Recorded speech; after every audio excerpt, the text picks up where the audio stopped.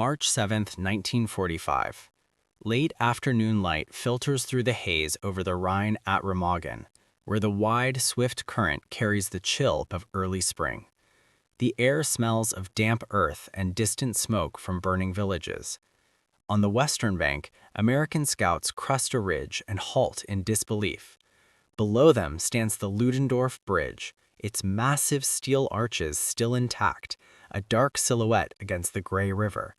From the eastern side, ragged columns of German soldiers hurry across, retreating under orders, their boots echoing on the planks. Then, suddenly, a muffled explosion rumbles, the Germans' desperate attempt to demolish their own lifeline. Planks splinter, smoke billows, but the bridge holds, scarred yet defiant. This moment marks the piercing of Germany's last great natural barrier. For centuries, the Rhine had stood as an impregnable shield, a river no invader had crossed in force since Napoleon. Adolf Hitler had declared it the final defensive line, ordering every bridge destroyed to deny the Allies passage. By early March 1945, retreating Wehrmacht units had blown all but a handful, leaving the Rhine a moat protecting the Reich's heartland, the Ruhr industrial basin. Allied planners, including Supreme Commander Dwight D. Eisenhower, anticipated a costly amphibious assault, perhaps the bloodiest operation of the Western Front. Yet, at Remagen, fate intervened. Elements of the U.S. 9th Armored Division, advancing faster than expected during Operation Lumberjack, stumbled upon the Ludendorff Bridge still standing due to command confusion and failed demolition charges. German High Command had long believed the Rhine invincible. Propaganda portrayed it as an eternal bulwark, bolstered by the Siegfried Line and fanatical defense. Generals like Field Marshal Walter Model expected the Allies to mount a deliberate, predictable crossing farther north under Montgomery's meticulous plan set for late March. They anticipated weeks, perhaps months, to regroup east of the river. What unfolded instead shattered those illusions. At approximately 3 p.m., American infantry from the 27th Armored Infantry Battalion charged across under fire, led by Lieutenant Karl Timmerman and Sergeant Alexander Dravik, the first GI to reach the eastern bank. By 4 p.m., just hours after discovery, the first American tanks, Shermans, and the new heavy Pershings from the 14th Tank Battalion rumbled onto the planks, their tracks grinding over blast craters.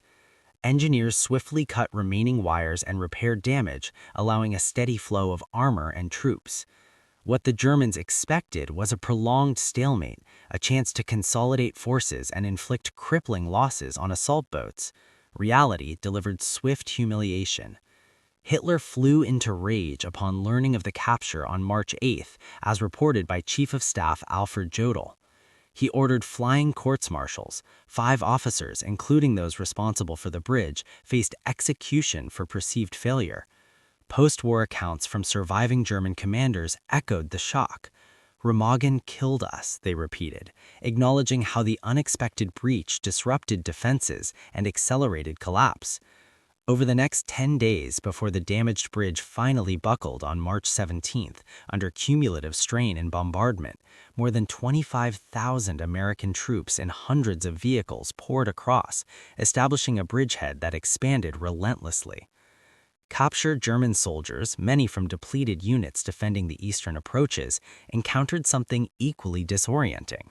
Propaganda had painted America as a decadent, resource-starved nation, plagued by deprivation and racial chaos.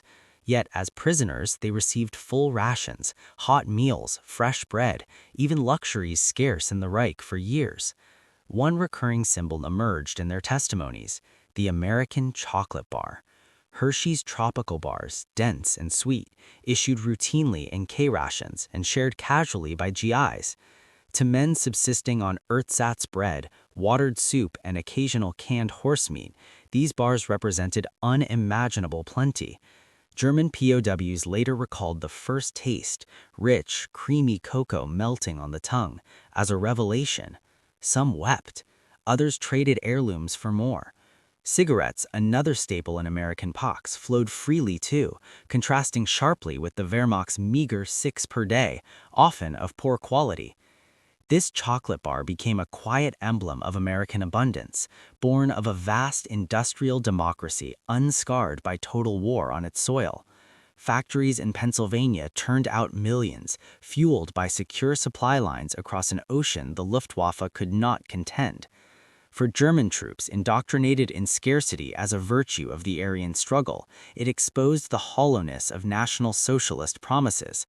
One captured officer reportedly stared at a Hershey bar and muttered that it alone disproved years of Goebbels' lies. As the bridgehead grew, thousands of prisoners streamed west, many clutching these small brown wrappers, tangible proof that the Reich's ideology of sacrifice had starved its people, while the enemy system delivered surplus even to frontline soldiers. This transformation was profound. Veterans of the Eastern Front, hardened by Stalingrad and Kursk, found their worldview cracking. Exposure to American logistics, endless convoys, ample fuel, precise artillery, undermined faith in final victory. Some began questioning the Führer's genius, others quietly surrendered hope. The rapid crossing at Remagen signaled the Wehrmacht's exhaustion, understrength divisions, fuel shortages, and command paralysis. It hastens the encirclement of the Ruhr, capturing 300,000 Germans in April's pocket. Historians note that while Montgomery's planned assault succeeded weeks later, Remagen's surprise forced Eisenhower to redirect resources, shortening the war in the West by exploiting German disarray. In the end, a simple chocolate bar lingered in memory longer than the thunder of tanks. It symbolized not just material wealth, but the resilience of a society that produced freely, without coercion or rations dreams. As the Rhine's waters flowed beneath the shattered arches, carrying debris eastward, they whispered a larger truth. Ideologies built on deprivation and fear cannot endure against those rooted in abundance and liberty. Freedom, like the river itself, finds its way forward, unstoppable once the barrier yields. The men who crossed at Remagen and those who watched them come understood this in the quiet moments after battle, when a shared piece of chocolate spoke volumes about why one side prevailed and the other crumbled into history.